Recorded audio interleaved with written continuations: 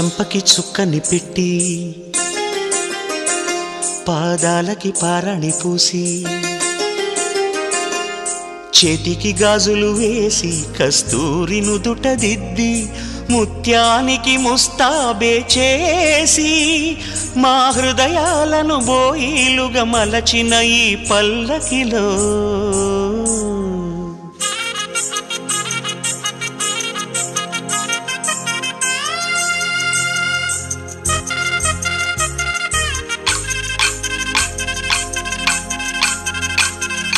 పల్లకిలో పల్లకిలో పెళ్లి కూతురు రాణిలా ఉంది, మహారాణిలా ఉంది.